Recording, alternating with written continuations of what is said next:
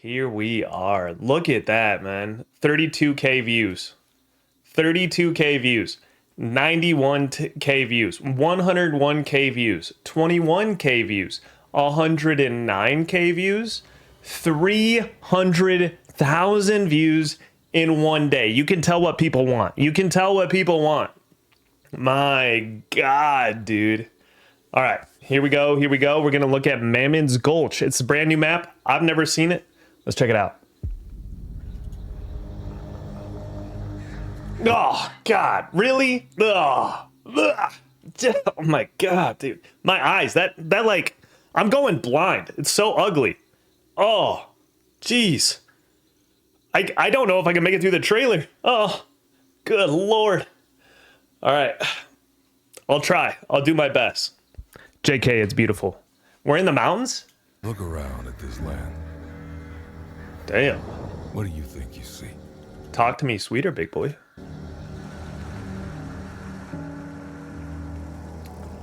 Earth's bounty and splendor, right? Rich woodlands, untouched mountain peaks, and beneath the surface, A log cabin. riches that could define a generation. Do we That might have been true once. finally get a fight in a mine? There's King Snake mine, but everyone wants it to be bigger, you know? Took Look at everything that! this land had and wanted more. No. The wells ran dry, so they did anything they could to bring them back. Terrible. That looks fire. In the dark. That's like a whole village. Now the land We're going to Resident consumes Evil. the living. The only thing that blooms is rot and corruption. Oro Gordo mine? Yield only darkness and suffering. Yeah. Of course, killers like you will keep coming. You're the only ones who can prosper here. Breathe deep. Dang, that girl on the right, though. That girl on the right. Gulch. Welcome to 1896. Dang. 1896. We get a rename. Yep. I'm just throwing it out there, guys. I called Hunt Showdown 2 like 6 months ago. And now it goes from Hunt Showdown to Hunt Showdown 1896. Well, that looks beautiful. All right. This has got me hyped. I don't know if it's just trailer trickery, right? But look, so there's land above, right? But Then it kind of looks like a drop off, like you can jump off this. And then it's a mine. I could be wrong. And it's just, you know, part of the they wanted it to flow really well for the thing and just went through the floor, so there's not actually a hole there. But it'd be so sick to have like a coastal cave that you can paddle it out and people can drop on you from the top. You know what I'm saying? Like come down this cliff and come in. That would be sick. Watch PC Mag. Someone give me the link. That is absolutely sick, though. I can't wait to fight here. This seems like a lot of fun. Especially with, like, this ramp leading out. Like, there's obvious chokes here. It looks like they even put a wagon down here, potentially, which would be amazing. they took everything this land had and wanted more. And then this is a sniper's haven. I don't know. I don't think you could probably sit on those rocks. But yeah, you're going to have a sniper down by this tree. Someone in here. Potentially killing a boss. You might even be able to snipe boss room from over here. You know what I'm saying? The wells ran dry, so they did anything they could. Map looks beautiful, though. This is cool. I saw this before. It's like a little village. There's obviously, I think it's a 3-story building here. Then there's a couple 2 stories. Then there's something big over here, right? Like, this seems, it's kind of like a upper and lower to Sal, but on a, it feels like a little bit more grandiose scale, like a Red Dead Redemption 2 town, you know? Terrible things done in the dark. I think this is part of that town. I think this is another shot of that town. Now the land consumes the living. The only thing that blooms is rot and corruption. The mines yield only darkness and suffering. But yeah, fighting in the mines is going to be a blast. Of course, killers like I definitely want to play that chick. you will keep coming. I think that's the same You're chick. the only ones who can prosper here. This girl. Breathe deep. Take your fill. Welcome to Mammon's Gulch. Welcome to 1896. Damn. Let's see, what else? Beautiful, like, log cabin areas. I like this a lot. I'm getting, like, I know it's supposed to be in the other maps, too, and maybe it's just because I played them so much, but this gives me so much more of a Resident Evil vibe, or a, God, what is that called? You know those horror games where it's a group of young college kids and they slowly die off one by one, and then your choices decide who lives and who dies? The Quarry, yeah, that kind of stuff. It reminds me so much of those. Like, just everywhere I go through here, it seems like there's, you know, a serial killer waiting, or some Wendigo or something, you know? All these different sites, like this too, yeah. Outlast, the Quarry, yeah, Cabin in the Woods, yep, Cabin in the Woods, the Quarry, all those ones. This looks sick, and then the train. I love that mountain, dude. That mountain's beautiful. Dude, guys, finally, Black Coat and Billy's coats make sense. Let's go. It only took 6 years. But now we know why we have people that have literally, like, down coats. Just massive fur coats that obviously weren't built for the bayou. Now it makes sense. We did it. I want to fight in the mines. I do too. All right. There's this other thing we got to watch. Apparently, everyone was saying we got to watch this. It says, Hunt Showdown's first new map in 3 years is here. Developers walk us through Mammon's Gulch. All right. To be with you guys. Thanks so much for talking with me about this major update coming to Hunt Showdown. Something bordering on sequel size, I think I'll say. And already we're seeing lots of new aspects of the environment here. Even the trees look different. You know, Colorado has a different kind of forestry around it. That makes a lot of sense. So, you know, what informed the direct... Already aesthetically, I can say this is my favorite map. Aesthetically, mountains, pine trees, you know what I mean? Like that kind of shit. That is that's what I love in nature. I'm not the biggest fan of like super swamp ass alligator Florida. I am a huge fan of like Colorado, Utah, Idaho, you know, the Rockies, coasting down. Even when you get up towards like Washington, Oregon, like that area, I think those areas are absolutely gorgeous. To kind of take the game here as a location. What does this do for Hunt? Yeah, so we really Skyrim vibes, yes sir. What's the next expansion outside of the Bayou that kind of fits the core theme of what our game is? What's those signs say? What does this do for Hunt? Yeah, so in this house, we love, hug, laugh together, dream big, are grateful, have fun, cheer for the capitals. Like all this seems like, you know, like family shit, and then I saw cheer for the capitals, and I'm like, huh? Really, for us, what we were looking for is what's the next expansion outside of the It's an AI generated poster. You're probably not wrong, dude. It was probably a poster that was made in China and sold on Temu or whatever. That kind of fits the core theme of what we bought some Chinese clothes because they were really cheap. I shouldn't say we bought them. One of our family members bought them for our kids for like Christmas or whatever. And there's a little like lining of wording around the collar, and it's just random gibberish. Half of them are not even spelled correctly. So like think like weird, but instead of it being WEIRD, it's like WEHRDE.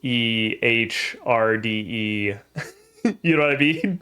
And it's just English letters, but the words just make zero sense. It's fabulous. What our game is. And we knew throughout all of our player feedback and as well as internally, what we really wanted was to really push the boundaries of what we're capable of doing, right? And so what I mean by that is we had player feedback that said, hey, we really like the verticality in a lot of the compounds, right? Like, yes. Evan, as you've played this game, you're familiar with it. Some of our best moments are more vertical roof type game gameplay, right? And so we wanted to capture a more extreme version. Bro, this guy's a zombie. The zombies aren't reacting. Leaning into this environment that has more slopes, more verticality, and just an overall different scene that we think is a look at that place inside a Hunt Showdown and really captures what in the heck essence of us, while also saying, hey, this is a new way to play Hunt. So let's talk about these mines. Go in. Oh my God, it's so huge. These mines are going to connect certain compounds. Like, how does that work in terms of dude layout? So I don't know. They said it's going to connect certain compounds and stuff. Imagine it's a 2-story. Think of like Breath of the Wild, Tears of the Kingdom, Zelda, if you guys have played it. But Tears of the Kingdom has 3 layers. It has the underworld, it has the midworld, and then it has the Sky Islands. Imagine if Hunt Showdown gave us full 2 levels. So there's the main like level that we have now. Let's call that level 1, right? Where all the compounds, the earth and all that.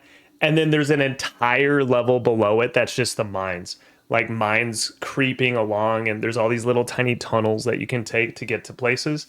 So if there's a sniper on the top level and you got a shotgun, you can head into the mines and try to outwit them down in the mines, right? But then they can see the lightning coming down and know which tunnel you're going to. Oh, dude, that'd be sick. Yeah. So in the center, a big focal point for us was in the center of our maps. We know that that's where all of our players funnel into. And so we kind of wanted to flip the experience on its head and say, hey, we're going to have 2 mines in the center of the map, and around those mines, oh my God, that you can so massive. So we have a north mine and a south mine. The dude, north mine will connect you to certain compounds inside of there, and then there is a gap between the 2 mines, which also has 2 connecting compounds as well. That leads you to the south mine, which then leads you to another compound. So think of the heart of the map. You have compounds around the edge of the mines, and then you have a connecting route through the mines, which gives you a little bit more safe traversal. But at the same time, you're losing the information that you would normally get in our maps, like Stillwater or any of the first 3 maps. Because when you're in the middle of the map, you normally have more information. You have more audio tells, and you have crows, and you have all these elements that kind of inform you where you're at. But when you're in the mines, you're taking the chance of saying, hey, I'm that looks gorgeous, but I'm more safe. Holy shit, that looks interesting. Gorgeous, man. There are, of course, some underground environments in certain compounds in Hunt. You know, King Snake Mine is sort of a much smaller version of this. How much have I told you guys? Who knows this in here? Type 1 if you know this. King Snake Mine is one of my favorite compounds on DeSalle. I've said it for a long time. It's Testimonial Church is probably number 1. Then King Snake Mine is second. Just because the aesthetic, having the mine below, when they opened it up, I was like, mwah, mwah. But yeah, I've said it a lot that I love King Snake Mine. I love the aesthetic. I did not like that it was the highest point, basically, of the entire map. And it was the edge of the map, because you just don't get to traverse it very often unless the boss is there. But I love King Snake Mine. Aesthetically and the design choices behind it. Reach through the mines, if that makes sense. Like, do they here we go out to like 3 or 4 of them, or more than that? Yeah, so you can connect it directly to 4 compounds. Four of usually it's 12 per map, right? 12 to 16 or something. Some that are a little bit more on the outskirts, but when you're going through these mines, you'll see signage for like 1/3 of the map mine or O'Donovan Stone, and that's pointing you in the 16 on this map. Compound that's right there. 16 compounds. Plata Mine is one that's right on the outskirts, whereas O'Donovan Mine is right there, and so you get a full connection. So you get to be sneaky, you get to go through the mines, and then boom, you're right at the compound 1/4 looking at the boss layer. And what sort of I think I did my math right. Anticipating in the mine specifically, like looking at it, it seems like a great opportunity to stage ambushes. What we originally thought was, okay, well, how many people are actually going to use the mines early on in playtests, right? Because, you one. Get into the combat, and people really like the gunfights in our game.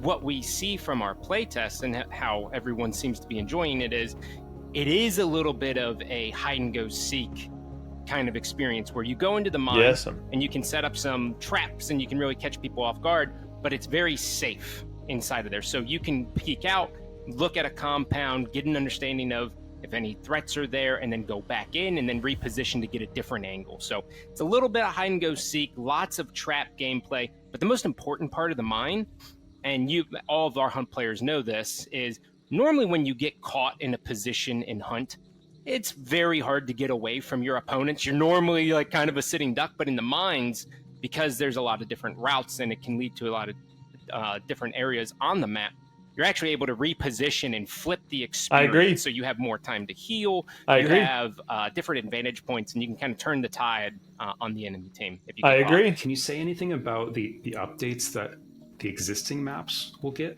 What? After the facts? This is our most polished map we've ever shipped, and it's a big leap Well, forward for us on visual fidelity, both on Gen 9. All right, I'm not trying to throw shade here, but the first map they shipped, they've had to do like 30 different rebalancings of the map. It was 6 years ago. They didn't quite know exactly what game. So obviously the first map is not like super, finessed. The second map, they had us play test it. They had the entire community play test it for like a year, and it still got revamps afterwards. There was tons of bugs. There was tons of everything. And then DeSalle is when they kicked it up a notch, and there wasn't like a year of play testing, and there wasn't as many bugs. They had to make tweaks to certain compounds. There's about like 4 or 5 compounds I can think of they tweaked. And then there was a couple of exploits that they had to deal with.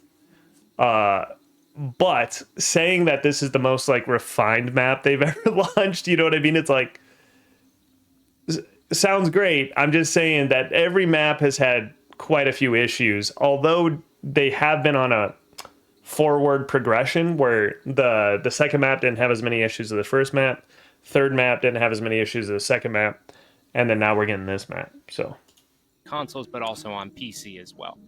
And so as we were going through this map, we identified all of the assets that we were able to up-res and also just redo because we have a higher budget because our engine can support it. So all of our maps are going to be getting the similar love. So there is major updates coming to our existing, like maps 1 through 3, that'll be brought to the same level of visual fidelity. Sick. And in a couple of them, in like map 2 is a good example. We are looking to intentionally make gameplay changes to some of the compounds to kind of. Thank God. Okay. If they bomb the prison, Nicole's prison on map 2, if they just completely demo it, and then just, there's like a shattered remains of a prison there. Crytek, this is your chance. This is your chance. Make Stillwater great again. Kind of alleviate some of the pain points that our players have expressed to us. As you prepare to introduce this map in the big update, what is the initial configuration of the maps going to be? Like, will I only be able to play? Bomb Ironworks while they're at it? Fuck it, yeah. Level Stillwater and leave Fort Karmic and maybe Pork and maybe Hemlock. Like those 3, maybe leave those 3, and then the rest, just bomb the map, dude. Just bomb the rest. Actually, Arsenal is pretty fun too. The new Colorado map? Yeah, that's correct. So for the first 30 days of Welcome home. Moonlight God, thank you for the 10 months, Bing dude. bong. Keeping the dream alive and well, man. Thank you. Update, you will only have access to the Colorado map. And so it's called Mammon's Gulch. So I got to get used to saying Mammon's Gulch versus Colorado. That's when you've been under the hood for a long time. It's what happens. Mammon's so you'll Gulch. be on Mammon's Gulch for a full 30 days. And then after 30 days, we will release the Stillwater Bayou map. What we know from hunt maps is... Whoa. You're going to be on Mammon's Gulch for 30 days, then we're only getting 2 maps? So from August, 15th to September 15th or whatever, Mammon's Gulch only. But then from September 15th onward, it's just 2 maps because they're refining the other 2 still. Damn. That kind of... So I love playing Mammon's Gulch. I love Mammon's Gulch. It's going to feel so bad. I haven't even played Mammon's Gulch, right? But it's going to feel so bad going from Mammon's Gulch to Stillwater. Like when you get Stillwater games, you're going to be like...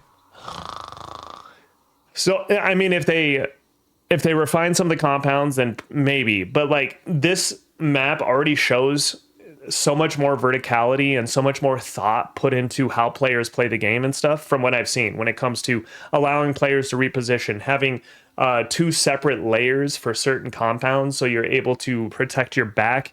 And then if you get ambushed, you can back up and they have to push you, or you can reflank somewhere. It's not like they can always see you as you're rotating around to try to get a new position. You know what I'm saying? Like, from what I've seen, this map definitely seems the most fun for PvP. and then going back to Stillwater, and only Stillwater.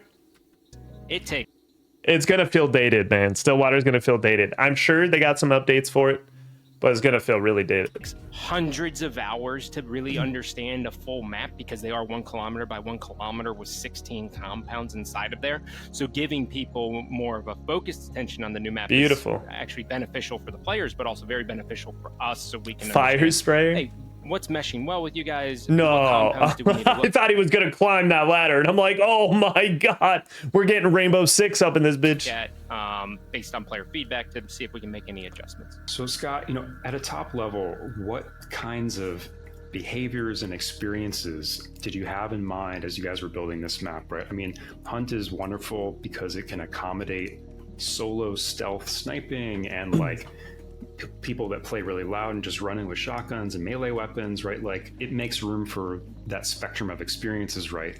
But I know, of course, that like you guys have had some thoughts around stalemates, for example, in the last couple of years, and how you manage that, I guess, as a type of behavior. So like, what were kind of those big behaviors or experiences you had in mind as you built this map? Yeah, I'm going to touch on the stalemate part, because I think that's the most interesting of what we've done here across all of our compounds, right? So if you look at the history of Hunt, what we've done to all of our maps is maps that have, or compounds that have very few choke points or very few entrances and exits from them, we've kind of tactically increased how many options players get. Yeah. And so for Mammon's Gulch, what we said is, hey, we're going to make sure that every compound has 6 meaningful entrances and exits for attackers and defenders. And so that's kind of like a loose rule with 6. Sometimes you get a little bit less, but ultimately the main goal was provide more entrances and exits for attackers and defenders to take into consideration, while at the same time saying, hey, just throwing it out there. Welcome home. Someone approaches this door, and I'm inside that building. X-Rack, thanks so much for the tier 1. Keeping the dream alive and well. Cal was here with his fire build. Someone comes up to this door. I'm just throwing it out there. You better be wary. Someone comes up to this door and I'm on the other side of it. You're getting 4 alert trip mines on the wall. It's directly behind this door. That's going to come shooting out at you. Just forewarned. We know that we want to increase the engagement between the two. Yes, sir. We don't want it to be too attackers friendly, and we don't want it to be too defender friendly. So try to strike a nice balance between that. Oh my god, that's beautiful, dude. Increase the engagement between the two, but we don't want it to be too attackers friendly, and we don't. Look at that. You can flank on this left side. It's really easy to come over here. You could have a shotgun sitting here. Like, it's so dynamic. You got verticality. If someone can be up there too. Holy shit, man. Wow. Lots of angles. Lots of room to move, try to maneuver into a situation that's good for you. Don't want it to be too defender friendly. So try to strike a nice balance between that. And what we see is coin flip for a sub. Let's do it. Because we still got 20 something minutes of this.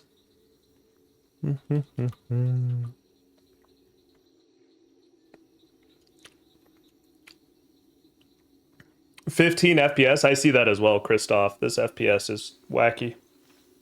Map looks insane. It looks really good. Dude making art pieces with traps. Tails Milade. Here we go. Ooh, he gets it. He gets it. It either is or it isn't, and today it is. Congratulations, sir. Enjoy. Stalemates can get broken a lot easier Welcome now because... home, good Sir George. I forgot that she talks. Okay. And now we continue. So try to strike a nice balance between that. And what we see is stalemates can get broken a lot easier now because players are able to get out. Yep. But at the same time, it's also a lot harder to defend. So if you try to turtle up, if you don't bring traps and you don't fortify correctly, it is a game changer. Oh, we bring in traps, dude. You don't got to worry about that. I'm going to have like 17 traps at my disposal, bro. We good. No one's getting into my bitch. So we are seeing more traps get used across the board, which also informed a trap change decision with how players can actually place traps. It seems really exciting that like that system in particular is going to be pretty flexible, it seemed like. Yeah. But are there like particular limitations around it? So you wanted to avoid like, I don't know, players doing something truly, I don't know, like evil with how they place traps, you know what I mean? Brutality and hunt are pretty synonymous, so we leave it up to the player's creativity as to how far they'll push it with the traps. Now, we do have constraints as to, which way, how the trap placement does work. What we feel really good about is them being able to go across windows, across the board. So if you go through the window, you trigger the trap. That feels really good. But we haven't seen anything too game-breaking or punishing inside of there. And internally, we have a lot of trap placers. David, the GM, is notorious for placing 1 million traps, and I hit every single one of them when I'm in his team. And it always gets me. And he's like, "That's your fault?" God, I pinged it. And I'm like, I know, but I missed it. Yeah, we've all had that teammate for sure who's a little zealous about... Yep, that's Type 1 if you're that teammate.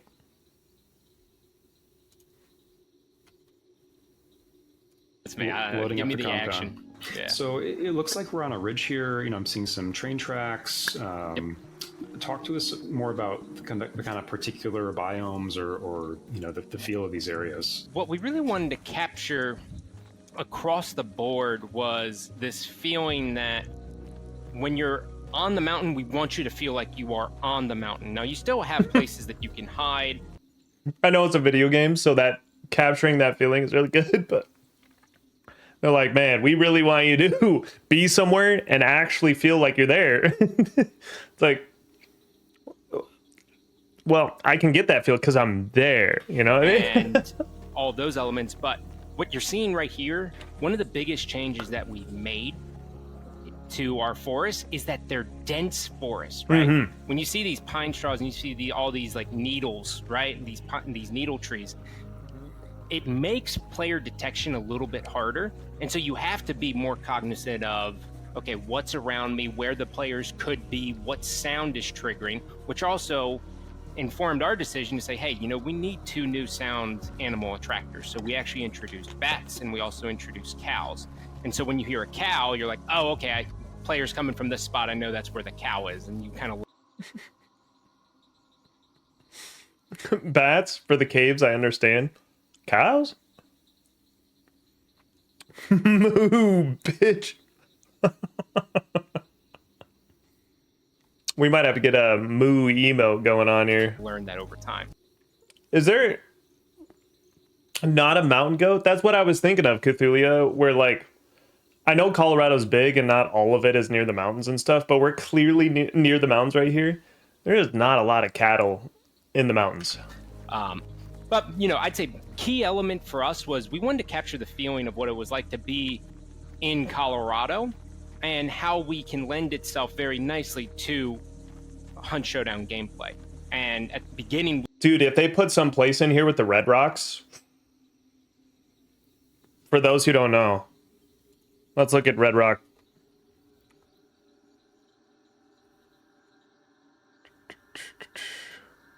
They don't need the exact red rocks, all right? They don't need the exact, but just imagine.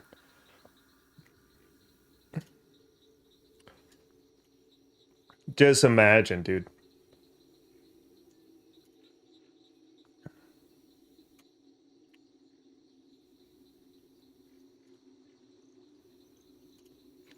One of my friends got married at this venue.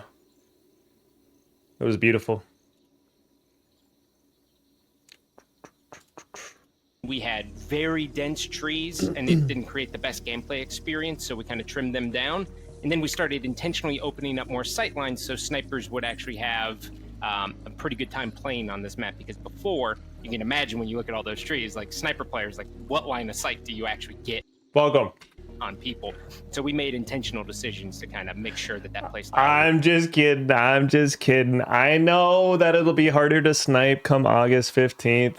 was very prominent here. Right. I mean, certainly with verticality, should be fun. Sight lines, it feels like you guys are really accommodating sniping. But likewise, with the introduction of bullet drop, it's becoming a little bit more difficult in some ways. So, am I thinking about that the right way? You're sort of like you're not pushing sniping to the side or even anything close to eliminating it as a behavior, but it has this new dimension, literally. Yeah, correct. It's got sniping has a whole new experience to it. You have bullet drop that you have to take into consideration. And then in this biome, the other thing you have to take into consideration is, sure, you might actually get this sight line on the enemy team, but because it's a longer sight line, do you have the ability to actually push your advantage after you've downed that player and then be able to wipe out the team or burn his body, right?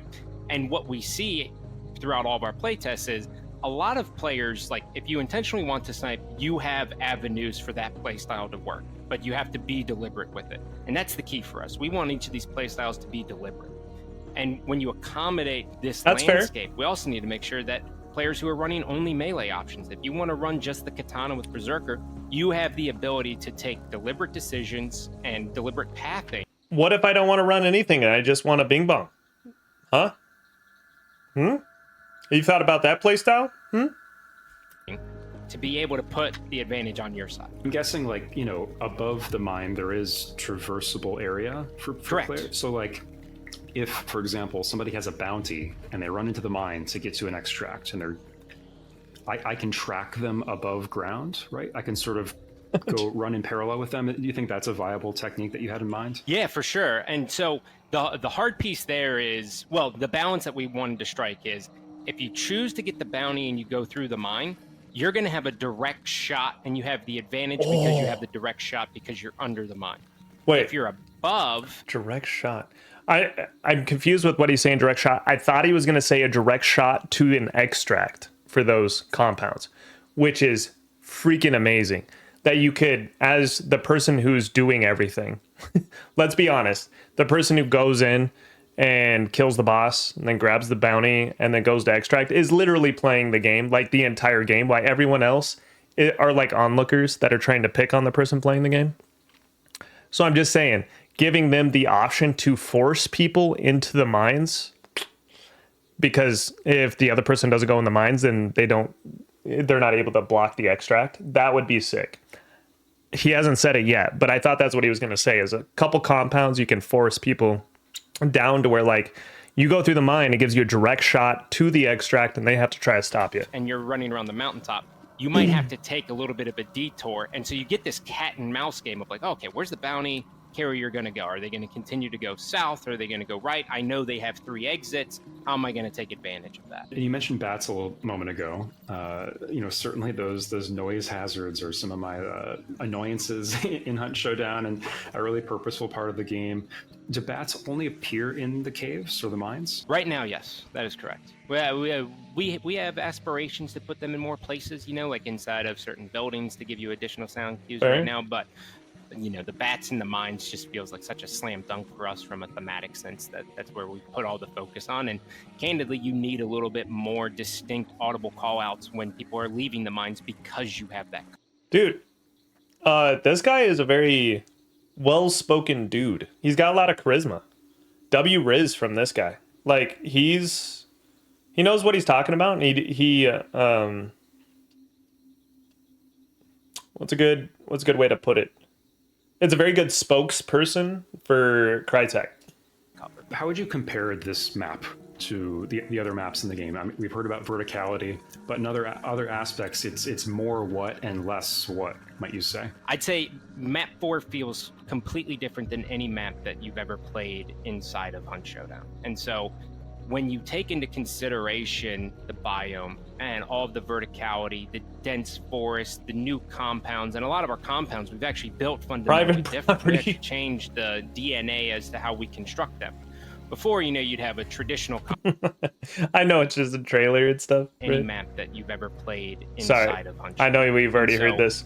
When you take into it's just funny to me that the zombies still float. Consideration the biome. It's like new engine, new upgrades. All the verticality, the dense forest, the new compound.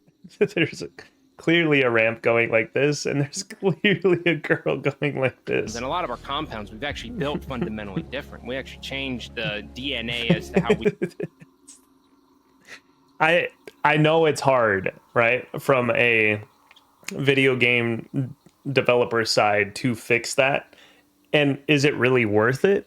No, I just find it funny. It's always funny to me when I see zombies in weird places that are just like We floating. construct them. Before, you'd have a traditional compound, right? You'd have an outside perimeter that would have intentional holes, and then inside of there you'd have the boss building, and then you'd have 1896 is some ruined. satellite buildings inside of there. What you see in this one is we actually have what we called internally kind of like mega structures in a couple of them, where you have to commit to the area to then be a part of it. Yes. So I'd say this map more than ever is your loadout determines how you're going to play the map very intentionally. Whereas, if you play in the other maps, if you take a sniper, you have a lot of different angles that you get to take, and you can put it to use generally anywhere. On this map, it's very intentional as to what you take. So if you take a sniper, you're going to choose different routes than if you were to take a shotgun or even a long ammo weapon in general, right, without a scope. You have a little bit more verticality, and you have a little bit more, and you have the mines. I like that elevator. But you have these routes that you can take that are a little bit more covered than what you're used to in our existing maps. You have more surprises, right? So you have a lot of more emergent fights that happen in areas that previously... Which means we're going to have a lot more trades. Let's go. Let's go. You get surprised. You're like, you shoot them with a shotgun and they're like, boom. And both you die. Look at that. It would be underutilized in our other maps. So it's really, you're kind of always, it's pulling a lever almost as to when you're going to get into engagement and how it's going to work. So more surprises, more intentionality in your loadout, more intentionality on audio, and more how trades. You approach any one decision. And then for the verticality piece, this is one of the coolest compounds that we did. It's Quarry, so it's our take on a pit map. So very similar to any of the undergrounds that we've ever done, but we intentionally built it to say, okay, what are the problems that we have with our underground layers, and how can we build around that and really fix it?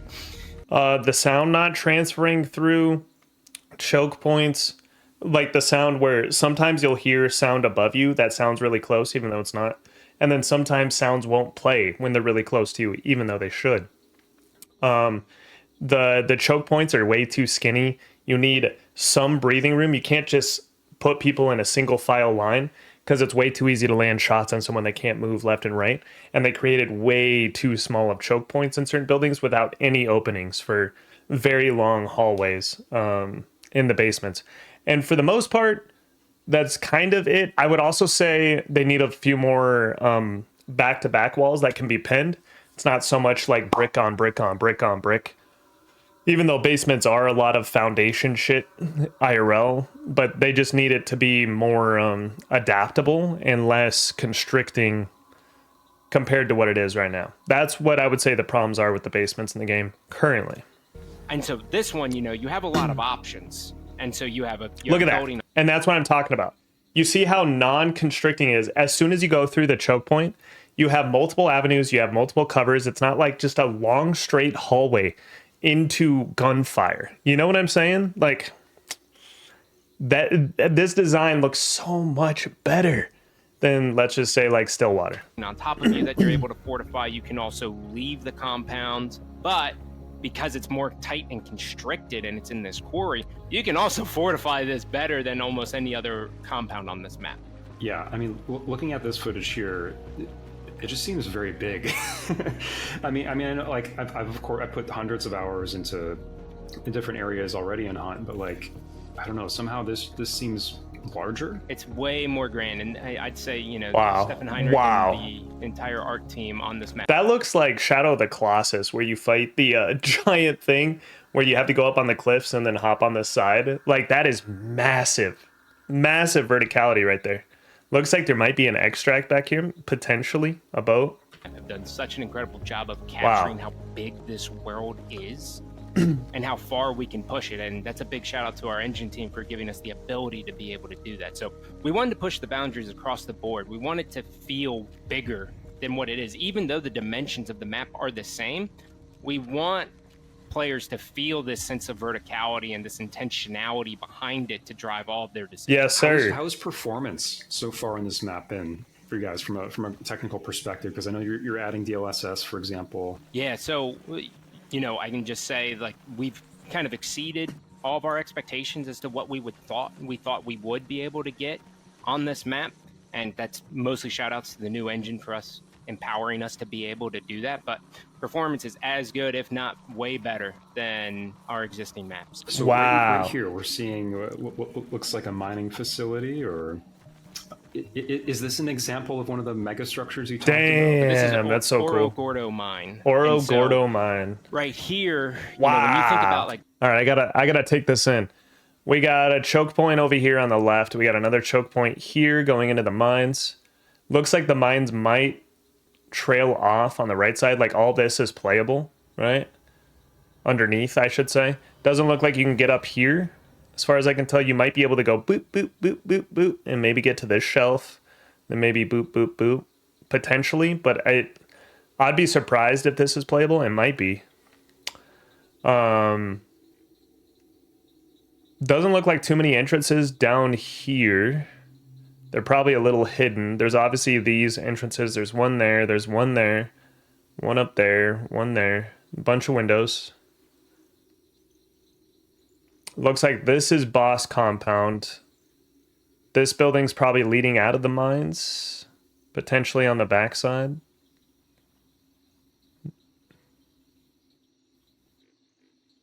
Looks like a little shotgun zone in there. I wonder if you can get up here. Like, you probably can't, because most of the tall structures and most of the compounds that they've done in the past, they're just kind of there for looks. But if you can get up here onto the roof and stuff, that'd be sick. traditional hunt compounds, right? You can kind of see a perimeter here, but this structure backs directly into the mine. And so when you enter the boss layer, you also have a direct shot into the mines, but that also means you have to take, you have to be cognizant of the mine that's right there.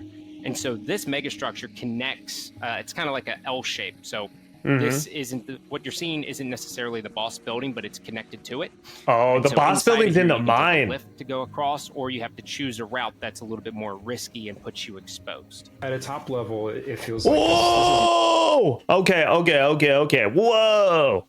All right, we got a train track coming all the way through. We got some water. Blackthorn Stockyard. I'm looking to see if it shows mountains anywhere. Doesn't look... It's very hard to tell mountains from this. We got 2 middle compounds. I'm guessing they're accessible from the mountains. Maybe the mountains are on, like, let's say this side. Because he said 4 compounds, right? He said you can get... There's 4 compounds that are interconnected. You can get through the mines. So I'm guessing they got mountains east, Mountain Corn. Terminus. This is probably open fields-ish, if it's a corn plantation. Foundry. Here's the mine. So wherever the mines come from, they're going to connect to the middle ones. Like, looks like there's probably going to be some mountains, you know, like in this area. He said an L shape, so I'm guessing we were coming in from over here into the mines. And then this is the mountains, and then you can get out in the mines. One of the mines might go under. That'd be crazy to go under the water. I don't know. Potentially. These 2 are going to be connected, clearly.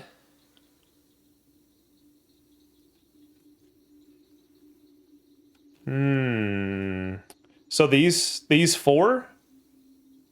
Mill, mine, O'Donovan Stone. It's going to be, the mountain's going to be in the middle. And then all this is going to be lower. So this is the high ground and this is all lower.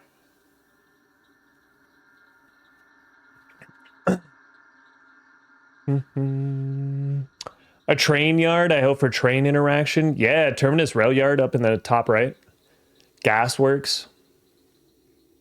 Grizzly Lodge, dude. I can't wait to explore that area. That seems so much fun. The middle of the map seems most interesting to me, obviously. And then maybe over here a little bit. Greystone Pit. Hopefully that compound's decent. Looks like there's some mountains down here. So they probably have some mountains on the south side. They got some mountains in the middle. I'm not seeing too many mountains on the other sides, though. There's some elevation, but actual playable mountains. Interesting. We got a name of all the compounds. What is crazy to me is they put these two so close to these two, you know what I mean? Because on the maps we have right now, it's always either it's 3 compounds in the middle, and then they all are kind of twisted or alternated. So on the first one, it's Stillwater to the, or no, Healing Water Church, Port Reeker in the top right. The double clue compounds is what I'm talking about. And then Blanchett, right? That's the triangle. So they kind of look like this, where Blanchett's on the west side. Reeker is in the top side, and then Stillwater. Oh, not Stillwater. I keep saying Stillwater, but Healing Water Church is kind of south, so the triangle's kind of flipped, where the one compound's over there. And then we got Lawson, Fort Karmic, and Prison, which makes another triangle, but it's actually upright.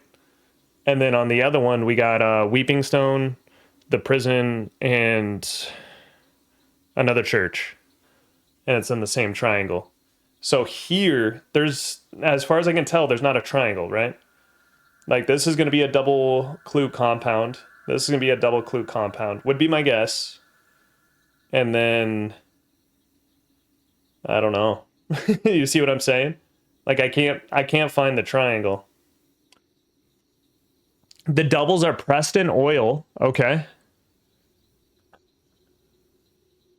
Okay, one down here. Greystone Pit. And Gasworks? Really? That's the triangle? These 3 are the double clues. No. Oh, man. That makes this map a little unbalanced. I'm not going to lie. Because one of the ways you get to boss quicker is going to a double clue compound, right? Because it cuts off more of the map potentially very quickly. And if you have 2 options on the south side, you know, Greystone Pit or Preston, if you spawn any here, you're not too far from a double clue compound. But if you spawn anywhere over here, or you spawn anywhere over here, you're kind of fucked. You see what I'm saying? Like, you're just kind of fucked. If you spawn up here, you know, you can go to Gasworks. Spawn up here, you can go to Gasworks. But yeah, the east and west, dude, there's just nothing. There's nothing. Just head to the middle then. Yeah, I mean, these are close compounds, but you have to go through the mines. There's some verticality. So I don't know how long it takes to go from Gordo to River. If the clue placement from, like, let's say Mill can be over here, right? Somewhere like over here. And then Gordo can be like anywhere in here. You know what I mean? Then potentially they're really close. So we'll see. We'll see. But if you spawn on these outside ones, you're at a strict disadvantage. Like 2 out of line. It's obviously like 16 compounds. When finding boss. Is the same as the other Hunt Showdown Trying to get the maps. boss first. But you know, we've got this bird's eye view. Can you kind of talk me through? So one way it would matter, guys, is let's say Wellspring or whatever it's called, Soul Survivor. You need to find 4 clues to become the Wellspring. And if you spawn literally on a double clue compound, like, easy GG. The design direction of what we're seeing here. I can see the railroad, for example, threading through a couple compounds. So one of the biggest changes that we made from a design direction side is in maps 1 through 3, we have this terminology called POIs. And POIs are compounds which always give 2 clues, essentially. And in our existing maps, what we would do is we would say, hey, the two clue, like the POIs would always be in central locations, right? But you want to, and so we do that because everyone has a fair opportunity in order to get there. We flipped that on its head for Colorado, and we said, hey, we said, fuck fairness. This is Hunt Showdown. We're going to put the POIs on the outskirts. So Preston Oil is a POI that features 2 clues as well as Gasworks. And Miner's Folly. Those 3 all have 2 Oh. clues inside of there. So those are. What? We do that because everyone has a fair opportunity Someone said. So it's minor. It's not in Greystone. order to get there. We flipped that on its head. for There's a Colorado, triangle, by and the we way. said, hey, we're actually going to put the POIs on the outskirts. So Preston Oil is a POI that features 2 clues as well as Gasworks, and Miner's Folly. Those 3 all have 2 clues inside of there. So those are POIs. And what that's done is that's kind of changed how players play. Because in our Yep. existing maps, you have that moment where you're You spawn down here, you're like, woo! You spawn up here and you're like, okay, where's the closest extract? Unless you have a sniper. like, oh, okay, well, Yep. I can skip this first compound, go to the second one and get 2 clues, and then that changes the way that you play.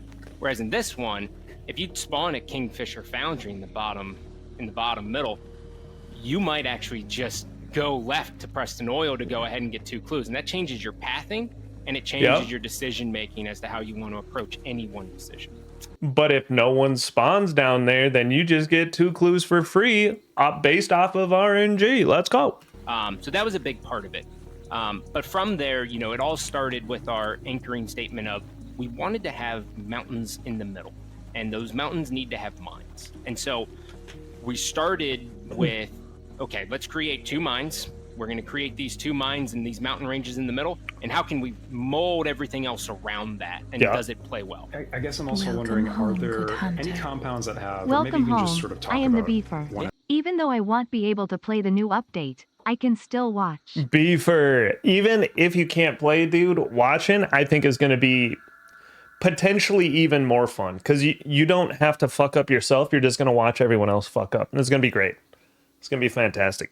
as an example, like where the adjacent compound has an interesting relationship to another compound beside it. Really a big focal point of the engagements happen between O'Donovan Stone, La Plata Mine, Oro Gordo Mine, and Split River. Okay, so those are the 4 in the middle. Okay, now Montero's Malt has a line of sight on O'Donovan Stone, but Montano Taro's Malt has an eye line on Donovan. That's fine. O'Donovan Stone can see Gasworks, for example. Okay. And they can also see the crossing of people going into Montero's Malt. So if you spawn Grizzly Lodge, you're like, cool, I go to O'Donovan Stone. Now, if I'm playing a sniper, I'm watching that cross, and that's intentional for me to be able to do that. But really, the whole core of fast rotations and being able to get good lines of sight on players ends up being between the 2 mines, because that is an elevated position. And so you can very quickly move from Split River to La Plata Mine. And that is a big game changer for us as to how people play and how they position, because there is a strategy that we see inside of our playtest where people will just go into the middle and then they set up control around that. They fortify the mines to the best of their ability, and they're just playing to the strength of their loadout to say, okay, well, I got 1 clue. I know it could be in La Plata Mine or it could be in Split River. And now we're going to just see where people are coming from, and they get the advantage from that. The other thing that we did was basically right between Deadfall Timber, La Plata Mine, and Kingfisher Foundry. Mm-hmm. Kingfisher.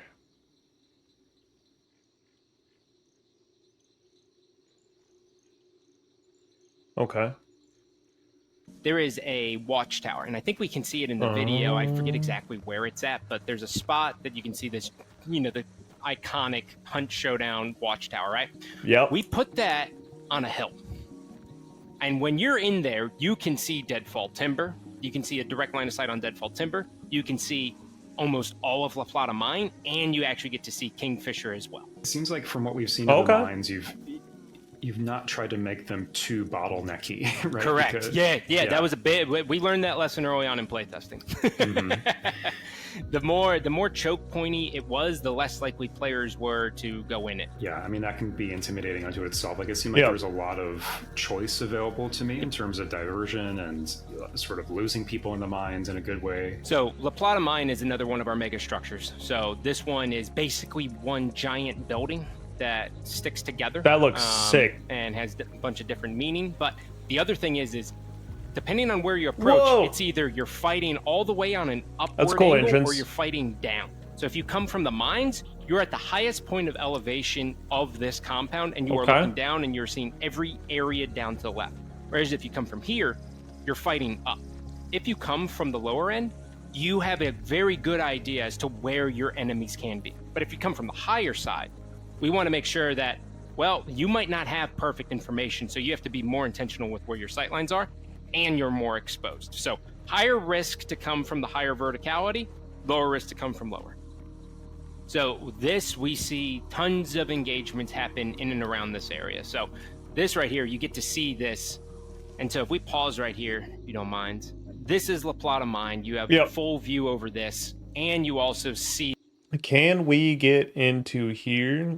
Obviously, we can get on these roofs, it looks like, because this is a breakable window. They could potentially make this inaccessible, but considering you can go along here, it makes sense to go on here. I wonder if we can get into this shit. Right? Because this is like, this is part of the roof, right? This is the roof of La Plata. And normally when it's a second story like that, like this shit is just for looks. But imagine being able to snipe from here to someone at the watchtower. It'd be a lot harder to see, right? Than someone peeking something like this, or, you know, just sitting to the side or something. You know what I mean? So I wonder how pixel peeking in these places is going to turn out. We'll see, but I'm curious. Welcome home, Shugan. When I see this, I'm like, where would I not want to get shot from? And like someone peeking between these boards over here, or like behind these metal bars or something, it seems like such a pain in the ass to shoot from over here. The entrance from the north mine that comes out, one of the entrances. To the right, where those pine trees are, that is where the south mine, one of the south mine exits are, as well as the one right over to the right. So you are gaining a lot of intel here. Right over this hill that you see in the back distance, that is the connective part to Split River. And so that this whole area ends up being this massive contention point. And when when you get a one boss contract and it's in one of these two mines, or one of these two compounds, whew, good luck, man. It's a hoot. This right here actually does a really good job of capturing the exact feel that we wanted to get, which was, we have these scaling mountains, we have this big world with these massive mountains. Can players expect any maybe Easter eggs? Obviously, you've had some that refer to movies in particular. We love the exploration part of this, of the Easter eggs, but the team, as soon as we wrap up, we're always like, hey, what can we do that's pretty cool from the Easter egg perspective that can surprise and delight our players who are really looking for them? So there's a few for sure. It's been interesting because, you know, I've been in If there isn't a Bloodborne reference, I send it back.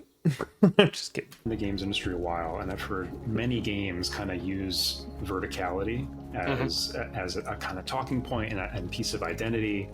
And, you know, of course I understand what it means, but I guess like from a game design perspective, what is it about verticality, about these kind of, you know, Z-axis designs, right, that like makes a game like Hunt more interesting? Like functionally, what is it doing for me as a player, you know, with my teammates and with my opponents? Verticality is good when it's intentional.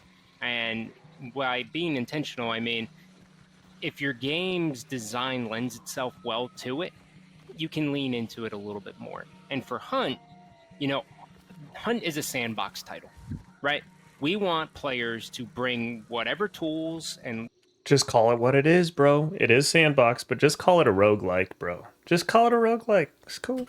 Weapons that they want to bring into the map, and they have to solve the puzzle of how they kill the boss and get out their own way, right? And so for us, more options that we give the players that are meaningful, the better. And what we want to do in Hunt is make sure that, okay, verticality. Obviously, if you have the higher position, by default, we learned this from Star Wars, you have the advantage, right? Yes, thank you. And so for us, we know that the more reward you get, the higher risk we have to put on it. And so for us, when we... All right, guys. First day of this being out, you bet your ass I'm trying to trying to just walk along these telephone lines, these gondola lines, dude. 100%, We man. learned this from Star Wars. You have Oh, dude. Hey, can you imagine fighting some guy who's just using that as cover? the advantage. Can you imagine someone hiding up there, katana in hand? You're walking down here, you got bounty, you're like, I'm gonna get out. Then Right. you get Luke Skywalker. And so for us, we know that the more Was it Luke? reward No. you get, the higher risk we Anakin have to put Skywalker. on it. And so for us, when we look at verticality throughout our levels, especially inside at like a per compound basis, we say, well, if you're going to take the vertical position, you're going to Assassin's be more Creed. exposed. And in a game that's one life, where you lose your hunter if you die, you have to make a very deliberate decision on, is your hunter expendable, or are you good enough to be able to pull it off? Is make sure that, okay, verticality. Obviously, if you have the higher position, by default, we learned this from Star Wars, you have the advantage. Sorry, right? I was just listening to what he was saying. And so for us, we know that the more reward you get, the higher risk we have to put on it. And so for us, when we look at verticality throughout our levels, especially inside at like a per compound basis, we say, well, if you're going to take the vertical position, you're going to be more exposed. And in a game that's one life, A game that's one life, where you lose your hunter if you die, where you lose your hunter if you die. Technically, I think... I don't know. Is he correct, guys? Is he correct? Because not only does Necro for solos allow you to get back up, but you're in a downed state, right? Is what they put it as.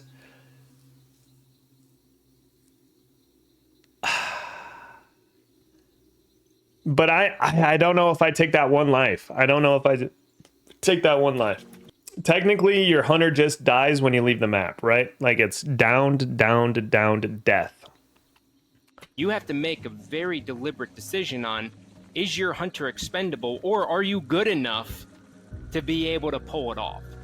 So for us, I think it leans into the high stakes that we always want to achieve, which is to say, here's a problem. How you want to solve it is your choice. And I think that's one of the most powerful pieces of what we've done here in Mammon's Gulch, but also just in Hunt Showdown, is we're not prescriptive. We're not saying this is the only way you can play. And the more options we give our players inside of the map, the better it is for them to experience and continue to pour thousands of hours into. So I'd say that's really like my key is... Who's he talking about? Who would spend thousands of hours in this game? Jesus Christ, man.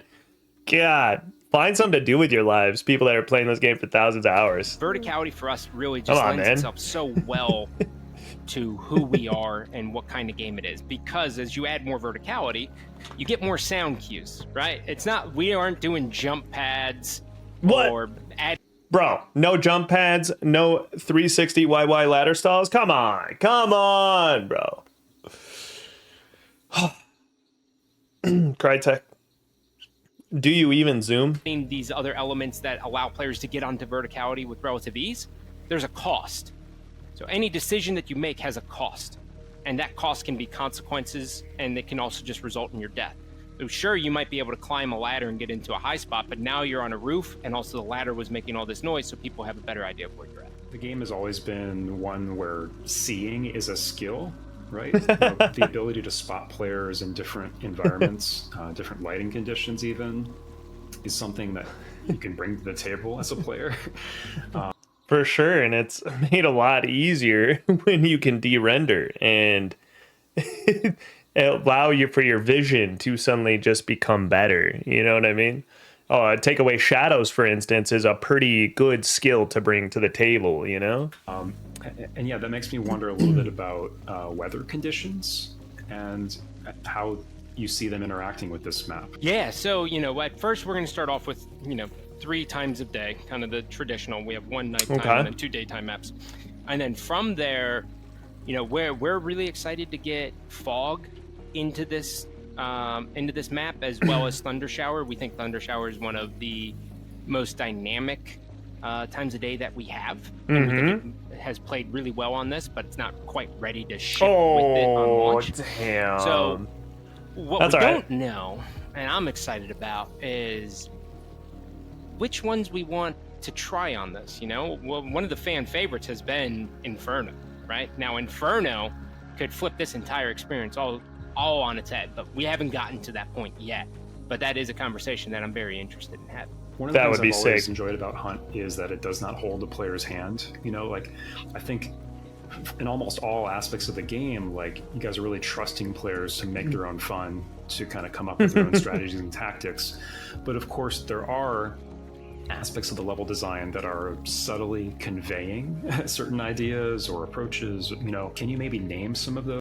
Now that we're going to Colorado, I see a lot of people saying snow.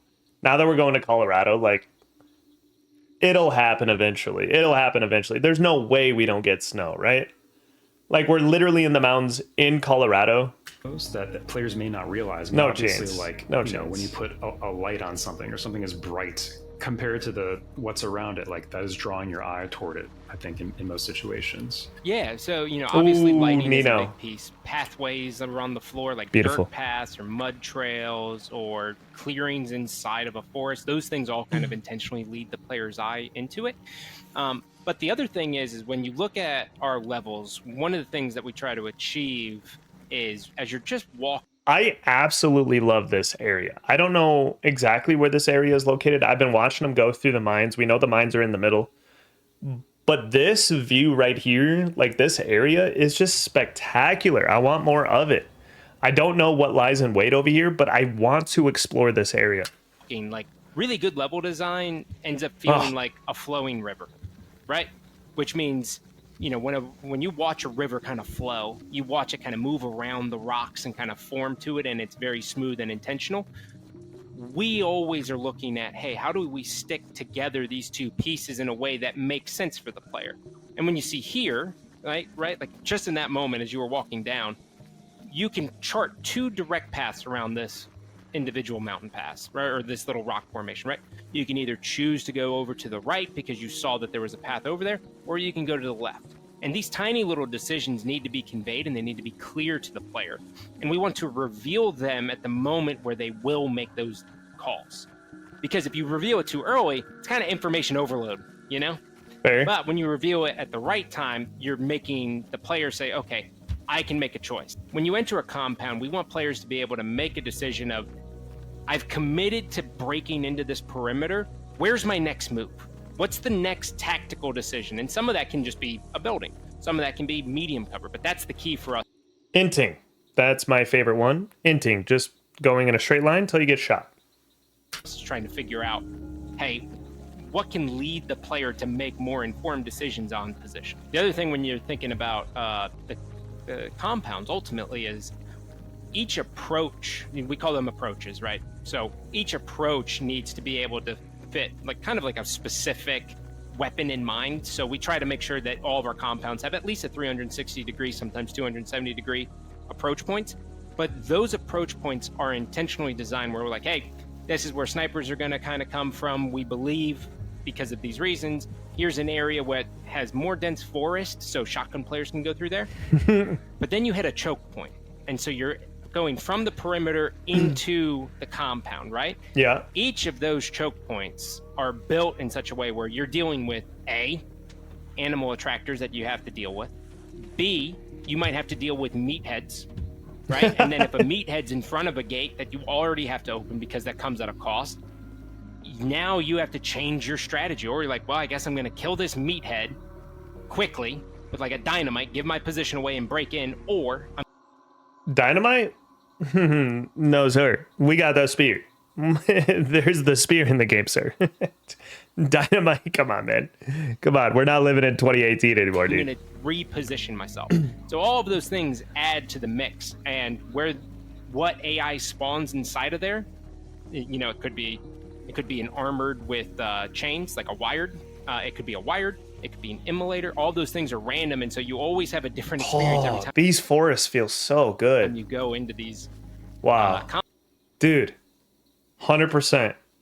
I'm calling it within the first 3 days of playing this game. All those things are random, and so you always have a different experience every time you go in. I'm getting shot by a shotgun camper that's just squatting at this These- rock.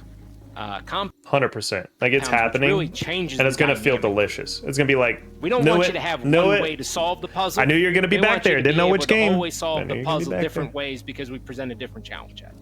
Well, Scott, thanks so much for talking to us, bringing us through all these details. I think there's surely a lot more here we could spend time talking about. So, looking forward to discovering this map for myself. And thanks again. That was cool. That was cool. That was cool. Damn. I feel like I played the new map, played it out, it's done. Old news, you know what I'm saying? No, I'm excited. You guys excited for the new map?